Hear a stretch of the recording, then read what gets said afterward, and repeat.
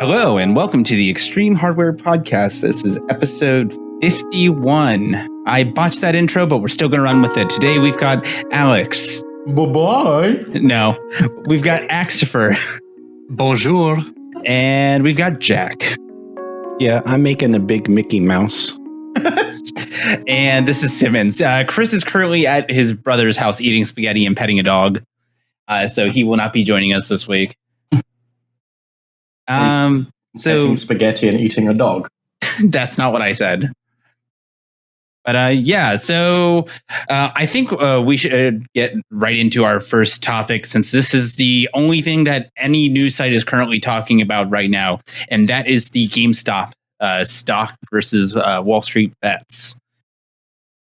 So, just a brief overview, since this all literally just took place over the past week. So, GameStop has been failing as a company since like 2010. At around, I think about a month ago, the share was down at $21 per share, and that was mostly attributed to lack of modernization and completely replacing their entire game stock with Funko Pops.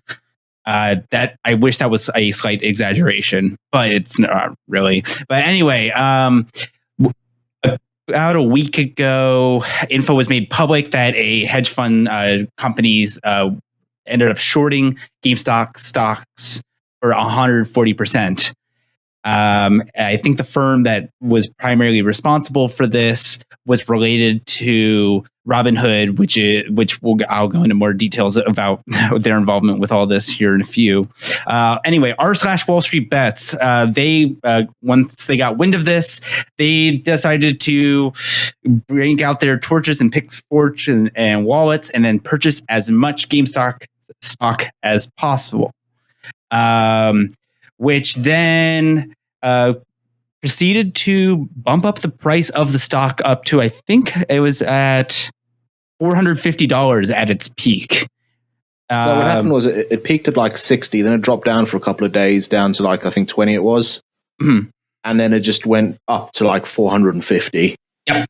It's currently leveled out at 312, and it's been around that area for a couple of days now. Well, market's closed. Well, yes. But obviously, anyway, it's going to be that. Yep. So anyway, as a response to the massive influx of all these stocks being purchased, Robinhood, which they are basically one of those companies that preaches for bringing the stock market accessibility to the everyman and allowing you to purchase whatever stock you want with no fees and as many as you want, as few as you want, and we will not get in the way of what you're doing. Well, they ended up halting the purchasing of stocks for GameStop, AMC movie theaters, BlackBerry, and Nokia, and the excuse that they gave was volatility and protecting the buyers. No, they did. They're a bit worse than that. What they did was, for some people, their stock in GameStop automatically got sold to protect them. I was actually just about to speak on that. So there were several individuals that they had stock in GameStop, especially where they would log into their account, and all of a sudden, all their GameStop stock was gone, and they were magically given cash.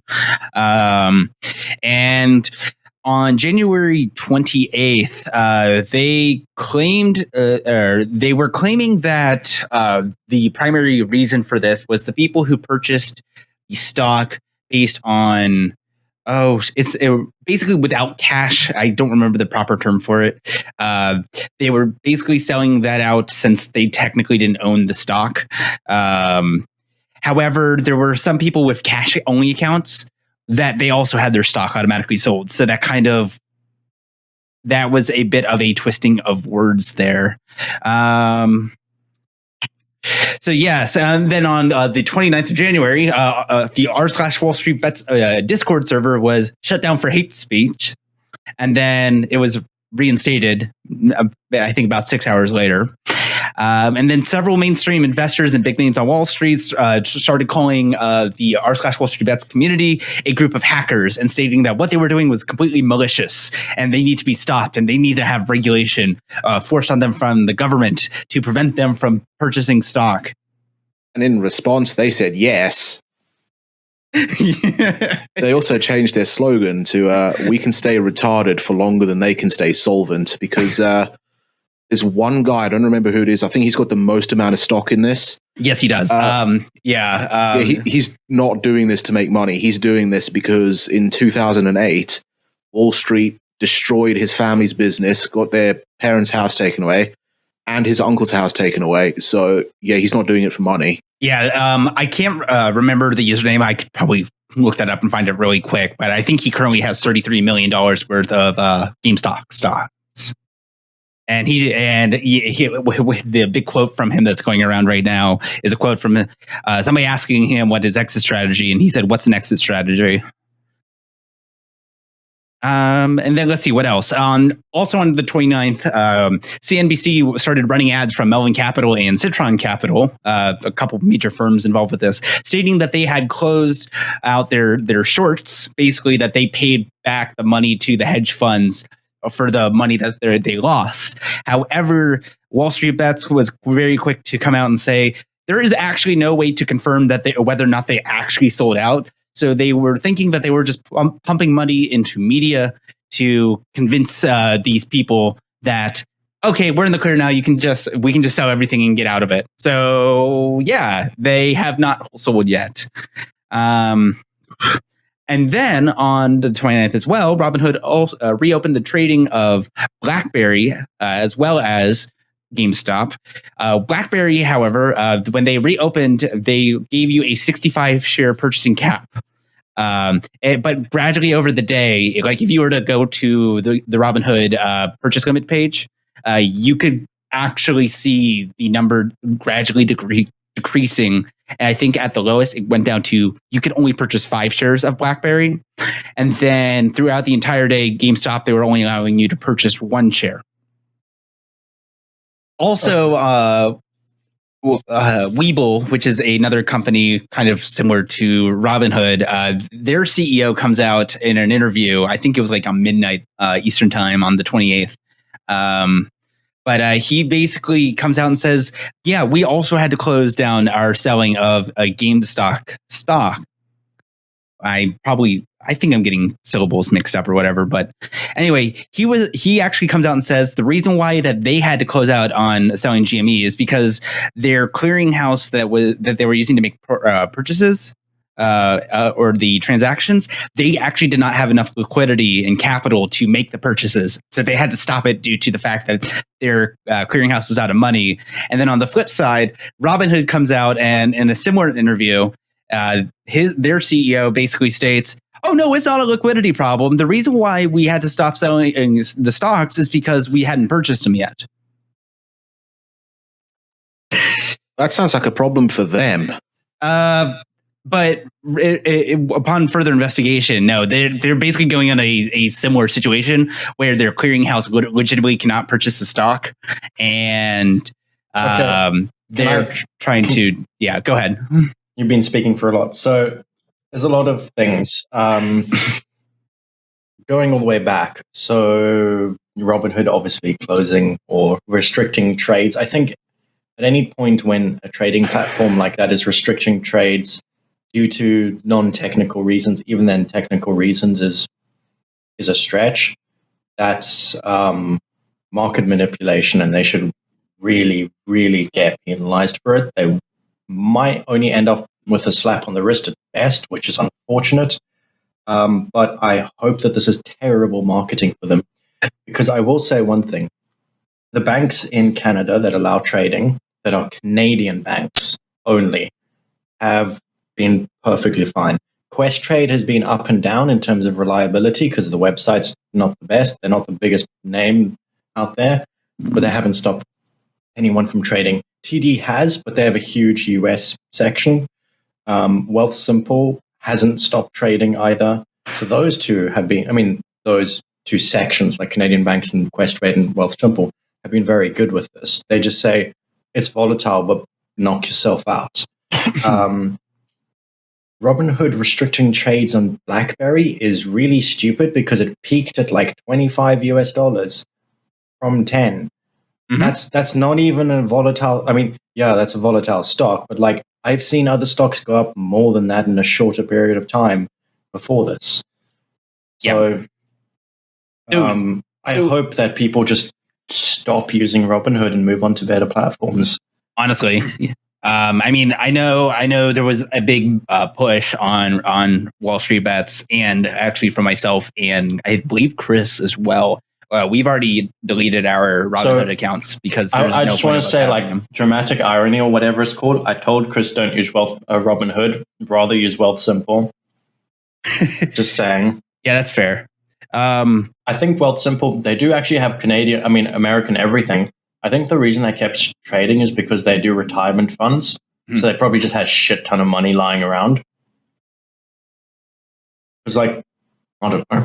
I can't think of anything else. Like if Robinhood ran out of money, but Wealthsimple didn't. Well, that was the thing because I think at some point Robinhood was on was using the same clearinghouse that Webull was using, but then they ended up offloading and going to their own. And if their own clearinghouse ran out of money and they can't make purchases, well, then they should just straight up be transparent. It's like, we can't make these trades because we ran out of money. And that would be a lot better than this kind of weasel talk that they're doing. And then the investigation that will probably be occurring soon for Robinhood would never happen because they were transparent and they didn't lie. The other one piece of information, and I wasn't able to find a link on it, but it's information that's getting recirculated around a lot right now, is apparently Robinhood actually has ties to one of those major hedge funds. Oh, Melvin Capital, yeah. No, it's either people or the investment firm itself owns a stake, or someone who, there's either a person or a company that owns or has investment stake in Robinhood. Like there's sort of what's the word? But what's that word where you've got like conflict of interest, I guess. Correct.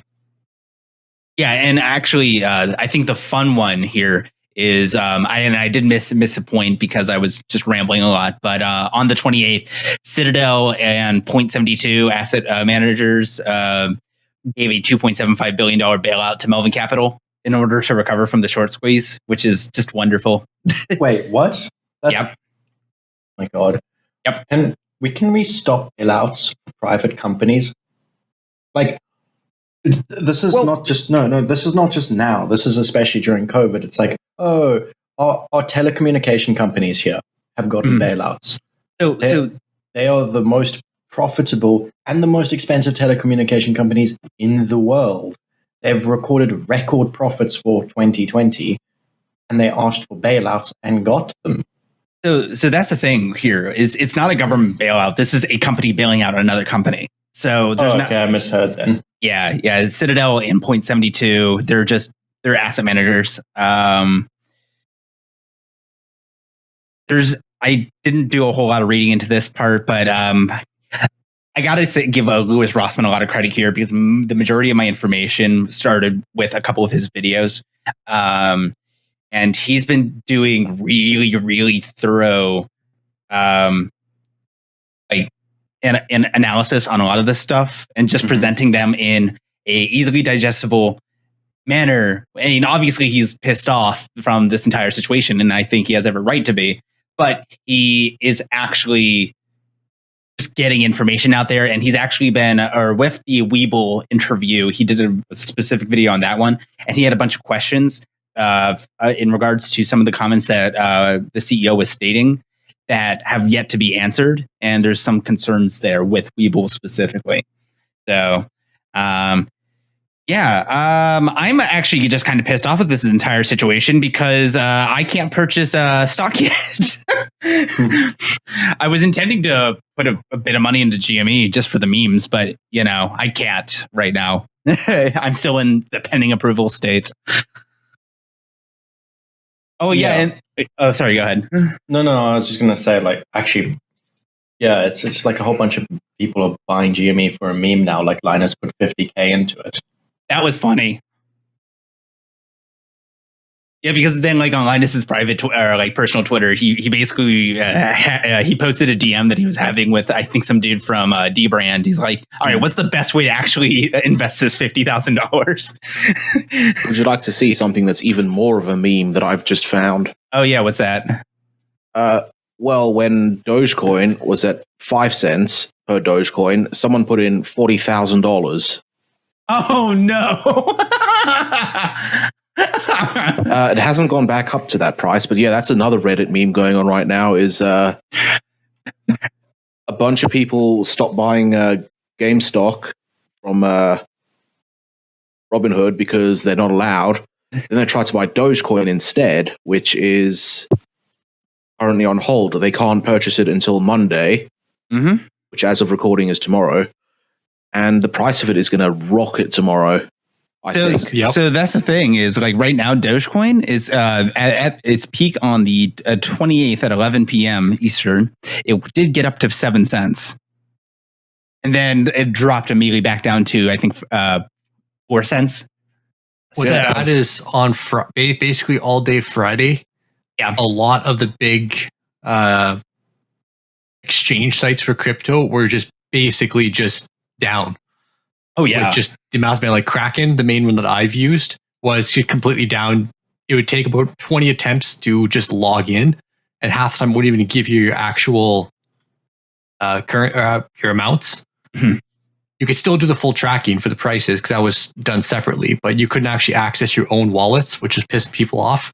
You couldn't convert, you couldn't do anything, which pushed the whole having your own offline wallet for the majority that you want to keep for yourself. But yeah, there's a lot of you couldn't be able to trade, and then there was some conspiracy that they closed it down as soon as there was a big dump in price that the big whales could sell off and blah blah blah. And I bought 23 as a joke, sort of, or 23,000 as a joke, sort of, on Saturday. It went up slightly, and then I sold it for £3 profit. Except there were some fees that it didn't mention, or it probably did. I just didn't read it, and I ended up losing £3. Then the price went up to 70% more than what I paid. I would have made about £350 on that. Gotta love it. I tried to buy some just as it started going up, but it went down, so I couldn't. I mean, £300. That's like almost a new graphics card, like a GT 710 or something. You would have been balling. Yeah, I would have made that in like not even a day. But yeah, it's gone back down. It's hang on, 3.5 cents at the moment, US cents. I do think it's going to go up to like over 10 cents in the coming weeks. Really, you're an idiot, though. No offense, but you are an idiot. Yes, you and Chris both did the same thing where you get all hyped to invest in this risky sort of stock / coin. You invest, and then instantly you get like cold feet, and you're like, shit. It's not my fault the line went down. That's the thing. Honestly, all about the hodl. Like, I mean, okay, it's not the same, but like when I put it in BlackBerry and I saw it go down like $100, I was like, oh, okay, that's funny. Just like, it's going to go up at some point in the future. I know Dogecoin's a little bit different because of no market cap, but you should have waited until Monday, because the worst is you would have lost like £50. But the flip side is you could have gained, what did you put it in, 5 cents or 3? What? How much did you put it in at? 3 cents? 2.7. Yeah, so it could have gone up to like 5. And you could have made fine. almost... No, I bought it back at like 2.9. It doesn't matter. No, but it's silly because you could have made money. You could have made money if you sold it now. No, actually, because of the fees. Oh, I thought it was at like 3.4% now. I mean, 3.4 cents. No, I don't know what it is. It seems random. I put in... Seems random. That describes Dogecoin, actually. Yeah, I put in £230 at the moment. The price hasn't changed, and my total balance is 210. So that's how much fees they're taking away. Are you taking it out, or are you leaving it in the wallet? Well, oh no, I'm leaving it in this account thing. Okay. Because there's no point really taking it out and putting it in a wallet. Not even sure you can with this service. It was the only one I could find that would let me sign up and use within like 15 minutes. I signed up for a Kraken account like 2 days earlier, and I'm still not verified on it. I'm unable to buy anything on there. Yeah, Kraken takes a long time to verify. It's a lot easier to use Coinbase to purchase Bitcoin or Litecoin and transfer that to your Kraken wallet. Yeah. And then from there, like what I'm doing is I'm almost done installing Dogecoin because of all the massive amount of people getting into it. Hardware wallet downloading the blockchain is taking forever with the amount of transactions right now. Yeah. But I'm almost got that done. Then I'm going to transfer my 5,000 to my offline wallet just for storage and safekeeping. So, I've got a Coinbase account, but they don't do Dogecoin, so I'm using a different one now. Yeah, and I was going to talk to you all afterwards, and because I want to also do the Dogecoin meme because it seems funny. So I'm looking through my Coinbase account, and I mentioned it beforehand, but I had $50 worth of Bitcoin back in 2017 from the Nice Hash days, and it's currently worth $450, and that's really funny. So Jack actually just mentioned PayPal does cryptocurrency as well. Oh, wow, nice. Yeah, I think it's only US though, and it has to be a personal account because I can't with mine because at some point I converted mine to a business. Yeah. Out of interest, have you guys ever heard of Luno for the wallets thing? I'm not. No. I honestly don't have an offline wallet anymore. Not wallet, sorry, I keep calling it that. Online trading, whatever. Oh.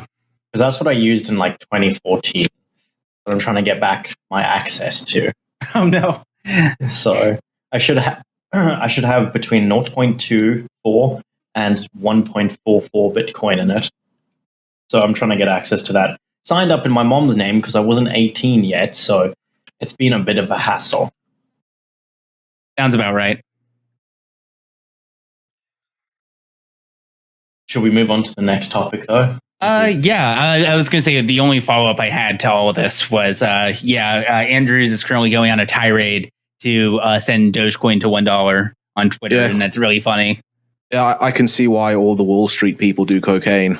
Out of interest, actually, I'm going to move the topic on. This is probably not in the document. Yeah, go for it.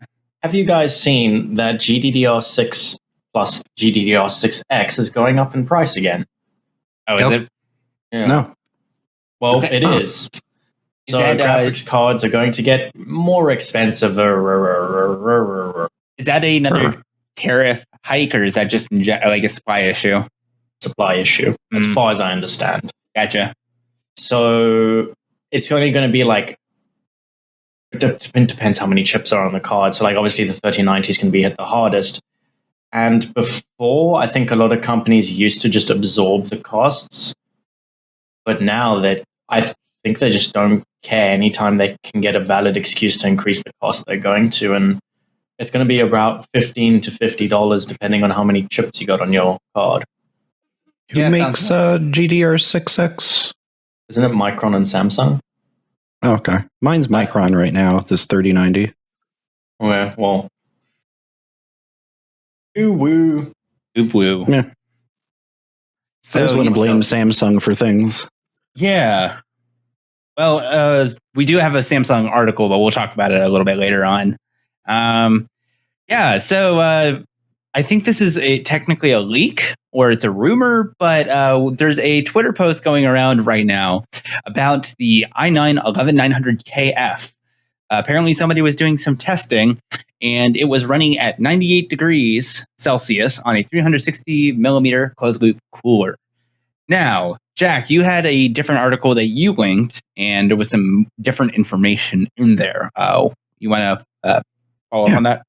Yeah, sure. Yeah. The one that I linked was just from Kit Guru, and this is just like editorial, just, opinion part. And he says, before jumping to conclusions, it's worth mentioning that there are multiple reasons for the processor to hit such high temperatures, even with a 360 millimeter AIO CPU cooler.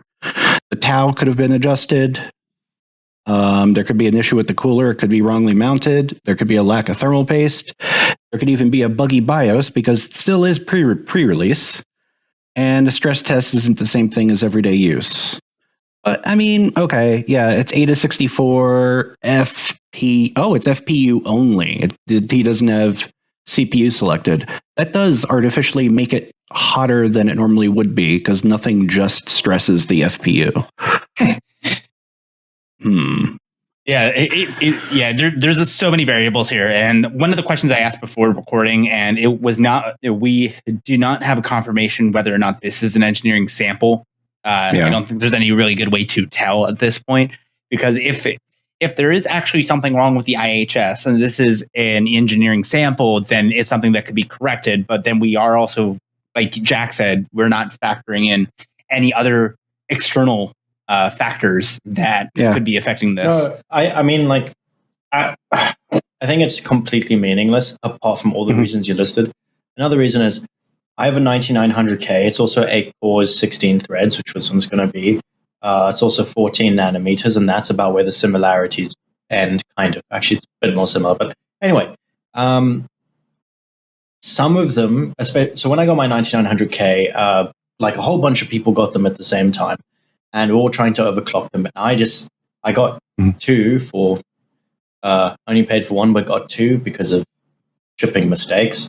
And yes. Both of them overclocked badly. They are voltage, I don't know a safe word for it, but a voltage loose woman.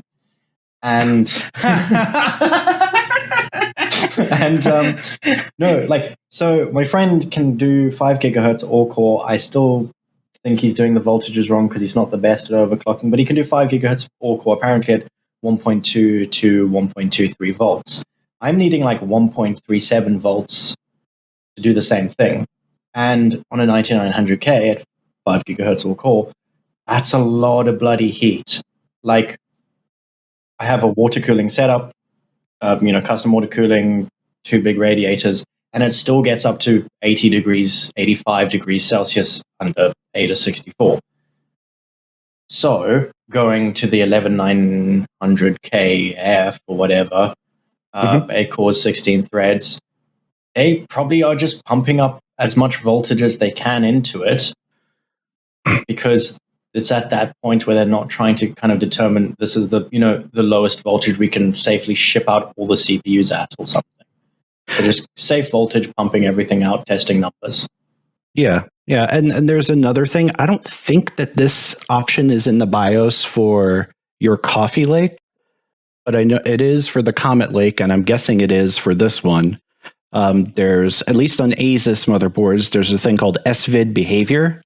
I do have that. Yeah. Yeah. And if you play around with that, well, and also I'll mention load line calibration again. Yeah. If you have those things just set wrong, like I could make my 10900K whole, go like freaking 100 degrees Celsius under load, or I could adjust those settings, and now it's like topping out at like 70. Yeah, no, I feel like not a lot of Intel chips. I feel like Intel's 14 nanometer process, or whatever the way they're doing it now, they are very voltage sensitive because it kind of feels that point of diminishing returns was reached with like Devil's Canyon. No, not what was just like Skylake V1. And now it's kind of like we're all the way back to Pentium 4 days where it's the Pentium 4 HT or whatever. That thing was just disgustingly hot because they just pumped in a crap ton of voltage and everything to reach like 3.2 gigahertz. Well, the motherboards are. The CPU doesn't need it. For some reason, all of these motherboards are overcompensating to gain nothing, even on my locked CPU. Well, yes. Yeah, I think that's also a different issue. I'm just kind of talking about like generationally. Intel's, I think, at a point where they know they're getting like, in terms of voltage per megahertz or whatever, they're on that inefficient scale of using much more voltage to get not that much more frequency because they kind of need to do it now. They're not much else they can really push forward, and each generation has gone up 100 megahertz, I believe, and I think that's part of it. Like investors are like, oh, this number's a little bit bigger. This one's a better CPU. Well, that's also why you're getting CPUs that have like a low base clock and then a high boost. Yeah, 3.6 and then 5 gigahertz boost. It's like, okay. Yeah. Well, I mean, mobile's I think worse. Mobile is way worse. But I think what Intel tries to do is like that base clock is centered around 1 volt. Okay. That seems like that's what I've always seen in all of these CPUs. It's like base clock will be 1 volt. That's fine. Everything past that is boost. And they tend to try to, they used to try to like go up to like 1.3, 1.375 under boost at auto. Now they're like, we're going to let it go to like 1.5 for like a microsecond. It's fine. Yeah. It's silly. I'm pretty sure it won't do what that screenshot says at all in real life. I mean, if you set it up right. Yeah, exactly. It will. It will probably be that hot if you overclock it, mess with the voltage, and another or just leave the motherboards to do their horrible crap. Like, so I can run 5 gigahertz or core whatever at 1.37 volts. Yep. I thought I had to not use water cooling for the past like 3 months. And I was like, okay, I'm just going to plonk my CPU and leave the BIOS, let the BIOS do its thing. Just everything auto. I don't care because it's on an air cooler, Hyper 2112. I do that. I boot into Windows and it's like idling at 50 degrees Celsius because I have high performance mode on because stutters and I don't. Anyway. Yeah. I look at it. It's the CPU vid is like 1.55 and its actual delivery is like 1.6 volts. Yep. Oh, okay. I'm using 1.6 volts, which is the unsafe territory for the CPU stock. Thank you, Gigabyte. Disabled like all the performance, the B clock voltage adjustment and PBO and all that nonsense. Well, like, yay. Now I'm not idling at 50. I'm idling at like 34 or something. Well, I remember a couple years ago that was definitely an issue that had to, I think Intel finally took into their hands to deal with it, where just you had a bunch of different motherboards, and if you are based on the BIOS settings for these various motherboards, one motherboard would actually just make your CPU faster out of the box, and it was because they were being a lot more liberal with their voltages that they're just shoving into your CPU. What it is, and it's still happening. Yeah, it's just labeled in such a way of like, it's not like the thing. I think it was Z370 was a little bit like obscure because it wasn't labeled properly, or it wasn't like multi-core enhancement, or it was on by default or something like that. But I believe most of them aren't on by default. Right. I would like to say that because my Z390, 3 of my motherboards have all been on by default.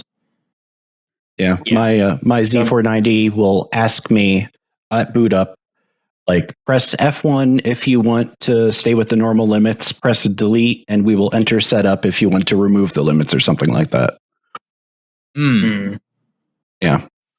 So that's interesting. So is in regards to the normal limits, is that like the Intel specification, or is that the that would be Intel spec, like whatever it is. Yeah. I like that better because by default it's trying to have you do. No, it 100% should be, because the thing with like those PBO limits and whatever, or just raising all that crap, I don't know, is that for me or for you, for whoever, it's fine, right? A lot of people building their systems for the first time, like PC gaming is becoming very popular, and they're just going to leave it like that. If I had left all my stuff by default, and let's say I had, because the meme thing, everyone buys an all-in-one cooler. I don't know why people love them. And you get a 240 mil all-in-one, and like, oh, wow, I would be able to cool it just fine. It would be, reaching like 85, 90 degrees Celsius on the games, because I'm a normie. I never use a stress test. What the hell's that? I just play League of Legends and Fortnite. And, it would stay cool or would throttle. I don't know. I never check the temperatures. But it'll be running at 1.6 gigahertz. And that's way out of spec. And that will probably kill it in like 3 years' time. You mean 1.6 volts? Yeah, 1.6 volts. Yeah. And that's like, I saw it at 1.6 and I was like, okay, cool, I'm going to shut it down. I didn't, let me try and stress test this. So it would probably go higher than 1.6, maybe not for long, but still, it's not cool. Yeah, that's the interesting thing. That actually reminds me. That's kind of why I Also, can we get a thing where XMP is enabled by default? Oh my gosh, that would be great.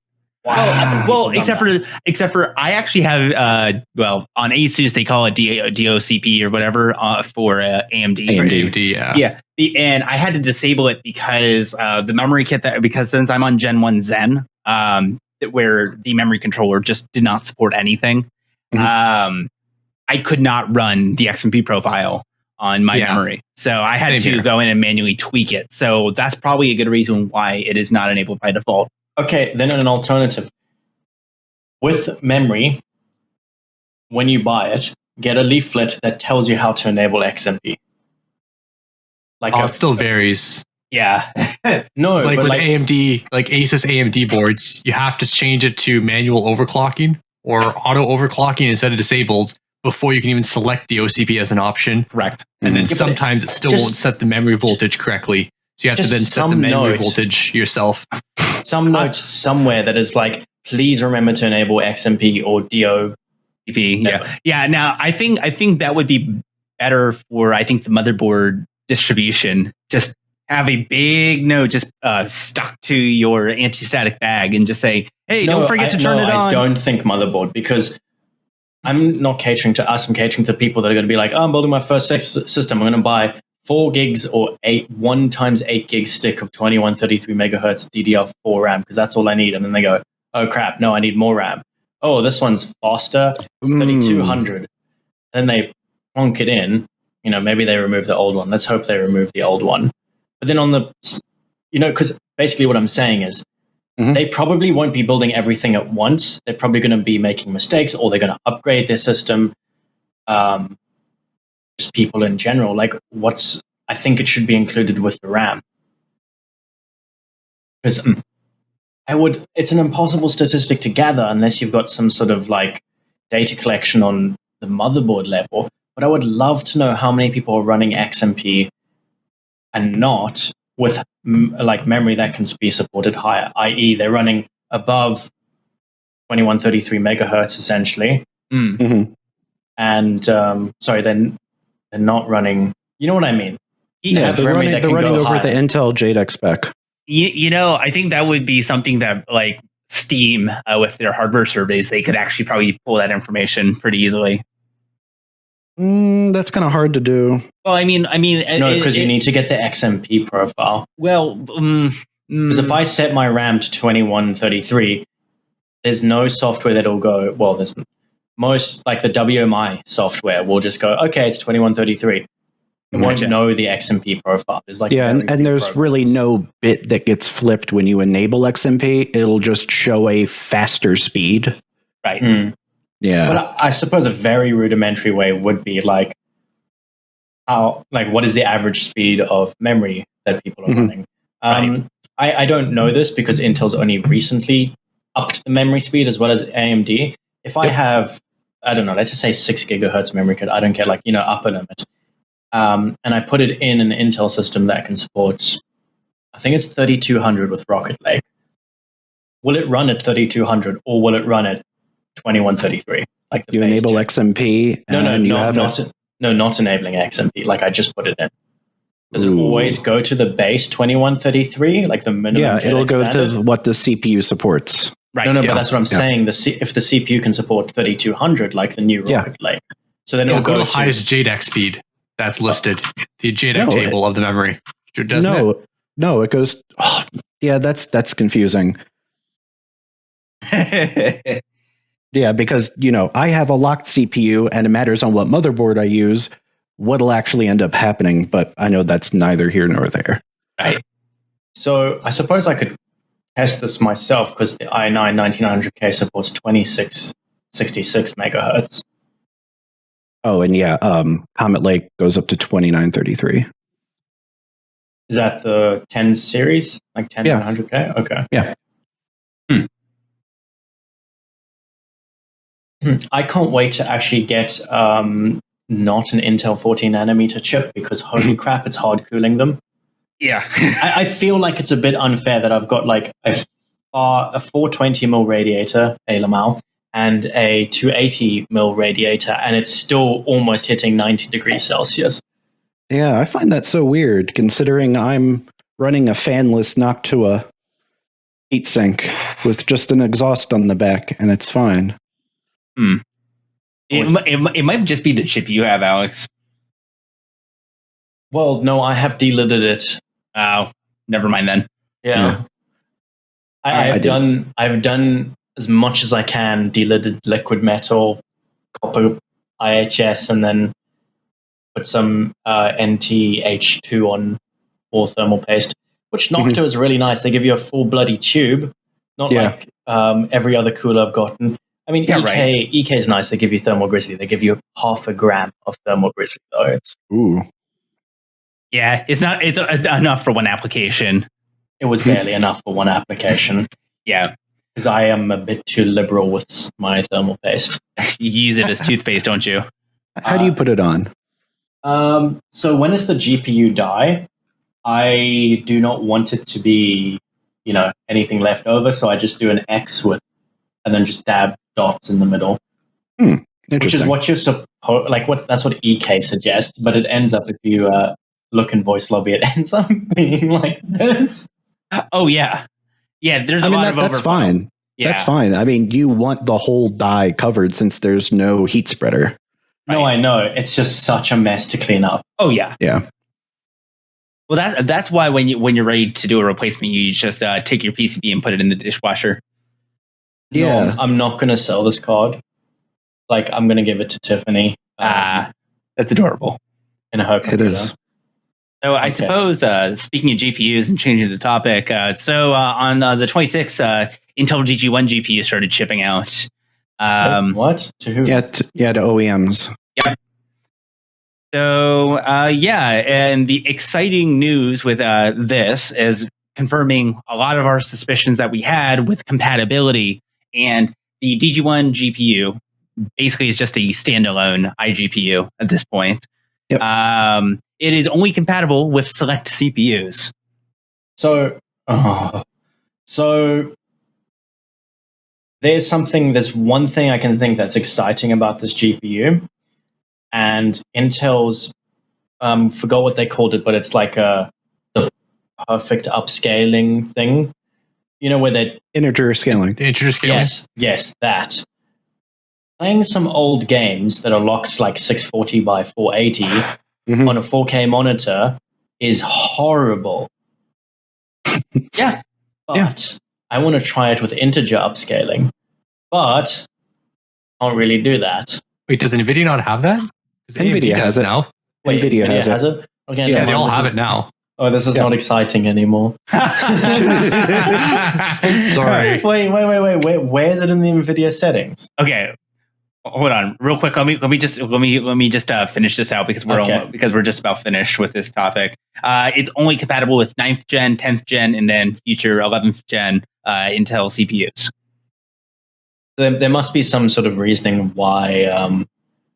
There must be an interconnect or something between the CPU and the GPU. I'm thinking it's just because it's essentially the same iGPU that's on those generations of CPU. I wonder. So the 11th gen is supposed to have a huge GPU upgrade, like a big iGPU upgrade. I wonder if that's just going to be a baby version of this card. Maybe. Basically, yeah. I mean, honestly, it's likely because they did, because we are still expecting Intel to put out a good quality, air quotes, a decent quality GPU, standalone GPU that can be used. But this ain't it. Yeah, it's not even expecting. I mean, it's already been that's on their roadmap. Right. This was marketed and was planned to basically be exactly what we described it as. So they met that expectation. And the one that's coming later is going to be the high performance graphics platform. Right. Yep. Yeah. So I'm not hopeful. Even when AMD announced the 6000 series, I wasn't hopeful, but I was proven wrong, which is surprising. But yeah, no, I'm still not hopeful. Mm-hmm. So, sorry, go ahead. I was going to say, apart from anything else, their drivers are probably worse than AMD's. The graphics drivers. Yep. So we've got another graphics related rumor going on here, and this comes from a Redditor. So we know how confident we can be in this information. But allegedly, we will be seeing Navi 23 inside of new Tesla Model S's and Model X's. And this comes out with the new information that we've been receiving about the updated head unit and the integrated game console that they're going to be installing in these vehicles. So I would normally say, oh my God, Reddit's like obsessed with AMD and Tesla, so they're just trying to grasp at straws and put these two together. But Elon Musk is a bit like that as well. So maybe himself. Yeah. No, I'm not saying like it's a bad GPU choice or anything like that. It's just I'm pretty sure that NVIDIA has a lot of autonomous driving and self-driving push on their, forgetting the name of it now, but their mobile GPU thingy, a very specialized GPU. Yeah, they ought to feel like the Jetson and a few others. But didn't Tesla start on the NVIDIA driving platform? They moved to their own dedicated chips. So yeah. So here's the issue is because this is more directly related to that game console that they're integrating into the vehicle. God. So I don't know. Is Andrew still here? Actually, no, I'm sure he is. Yeah, so the new Tesla's interior, including that game console, is like. So, like, there's a description of like, oh, this is a wallpaper car. Like it was on your wall when you were a kid, and it's cool and it's great and it's edgy, like the Countach, right? It looks amazing. It drives like a tractor. It's horrible, but it's still cool, right? And it's like, I don't know how to describe it. The interior, the exterior, what it kind of is meant to do is still cool. The Tesla is a little bit like that, but it's awful. I don't know how to describe it. Like the Countach is great in terms of like an art piece and what it meant to the world or to people. A Tesla is just like, haha, I like Kit from that one movie. I'm going to make the steering wheel in my car. Yeah. Yay. I mean, it's what happens when a Gen Xer makes a car and he's just obsessed with technology. I hate Gen Xers. Yeah, that new steering wheel that they have is a serious safety issue. Yes. And I hope Tesla steering wheel. Or I hope Elon stops doing this very suddenly, unless he tweets about Dogecoin. Yeah. Yeah. So, like, a thing that's also very frustrating is Tesla's kind of, whether we like it or not, they're the pioneering company when it comes to electronic cars. What they do is what a lot of other car companies unfortunately tend to copy, and badly. Like the door handles, which are, flush with the door panel, those have been around for a while and they've been really well made. Like Nissan and I think Lamborghini has a few that are well made and were before Tesla. Tesla does it, and they're purely electronic, no sort of like mechanical lever to open the door in case of, the electronic bit breaks. Yeah, and I think an entire family died in a fire because of those. Like the firefighters couldn't open the doors. Been several cases of people dying inside Tesla fires because fire plus electric cables / electricity in general doesn't go well together. Your doors can't open mechanically, you're fucked. You're just they should have just done big death cage. Yeah, they should have just done what all the other car manufacturers have been doing since like the early 2000s. I know Aston Martin has been doing flush door handles since 2003 with the DB9. Yeah, it's a mechanical system. Yeah. And it looks exactly the same. It's just... It looks the same. It's not more as tech. expensive to make because you have to like R&D and stuff. I bet you without the R&D, it's cheaper to make. Yeah. And It's no difference. Then you get like the Mazda 3 from like the late 2010s or mid, where you had an only electric latch on the trunk. If your battery was dead or your battery was low, you could not open your trunk. There was no key slot and there was no manual. Actually, it probably did have a mechanical override. My Honda Accord was the exact same thing, and if you dig through the like 1,700 page manual, there is a mechanical override. You need to pull a string somewhere in the car. Yeah, that's in the trunk. That's so you could get out if you get locked in. No, I had one where like was the same. No, like I could let down the seat, and then there was a little like trigger to pull for mine, like a latch pulling up. No, there isn't. Like on Amy's 2012 Cruise, I had to replace the that's a Chevy Cruise. solenoid. It's still the fact that there is cars where it was an electric module that went from the front to the back that communicated, that fried because there was no cable. You could still use the key fob to open the trunk, but you couldn't use the button inside the car to open the trunk. I want to say two things. One, haha, and yeah. Don't buy Chevy, I guess. My Volvo S80 had it was the same thing. Like to open the trunk, it's like you have to push a button on the outside of the car. There's no like mechanical override, or there is, but it's inside of the trunk and you can't get in there because the seats don't fold down. And if you run out of battery, you're fucked as well because the battery's in the trunk. Nice.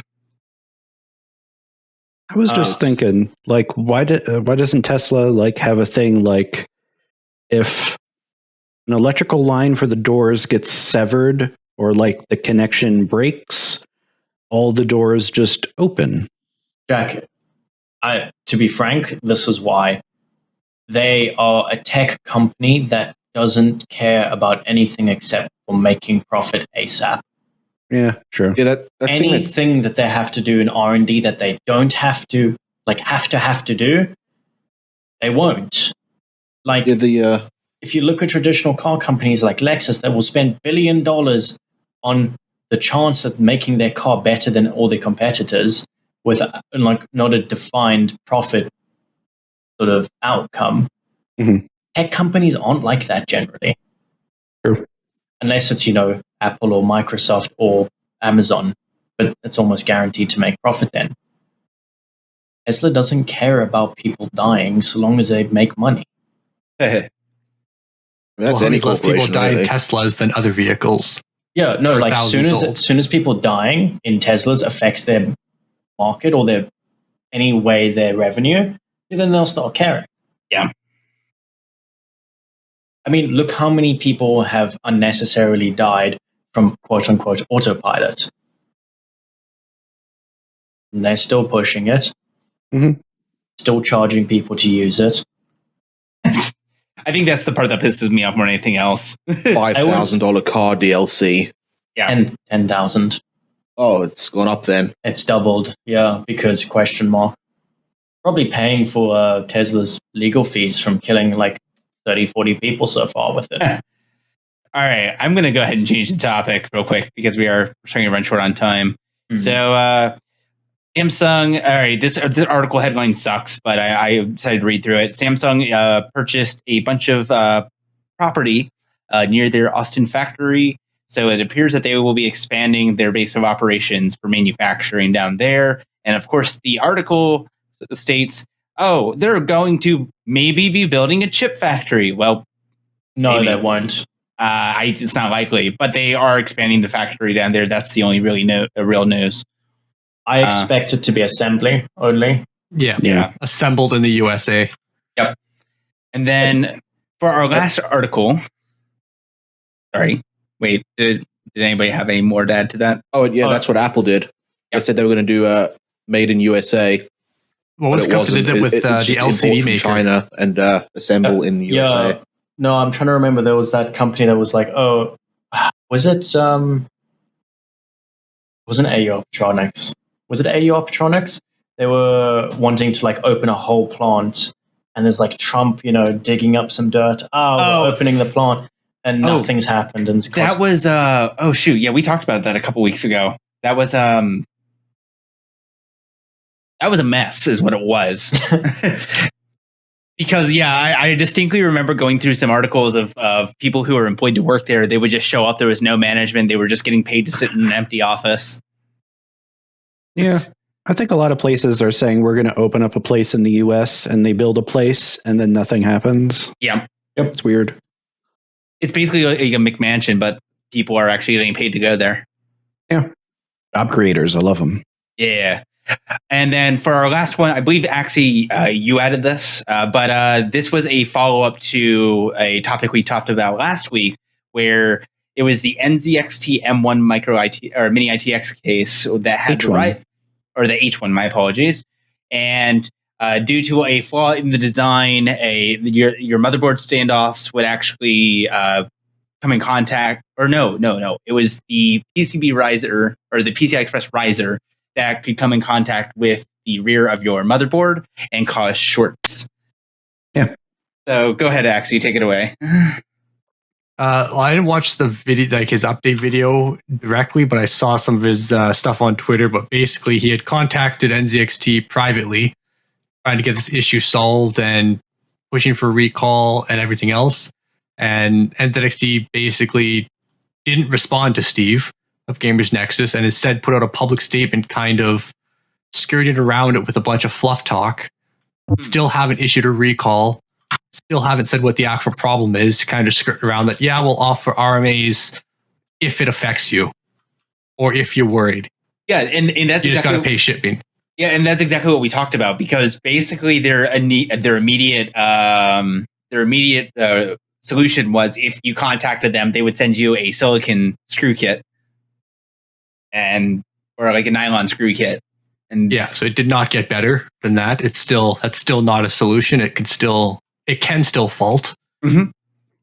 Because it's basically, you got, depending on the card, some cards will draw nothing from the PCI slot, but the ones that do, you got current flowing. There's a chance it could short if a small screw falls, or if there's a small burr in your case. Yep.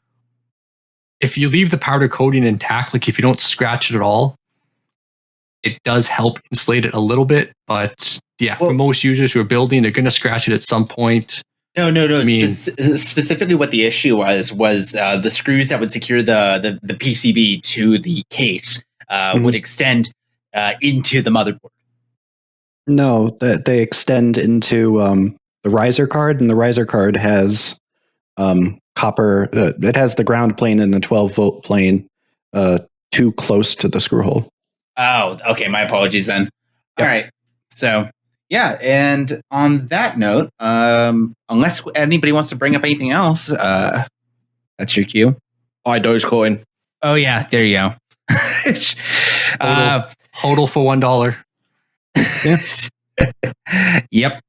Yeah. I guess, like, if you've actually watched this video this far, which I completely doubt, leave a comment. And because I got a 3090 lent to me. If you want me to test things, put stuff in the comments. Oh, absolutely. I've got a better one.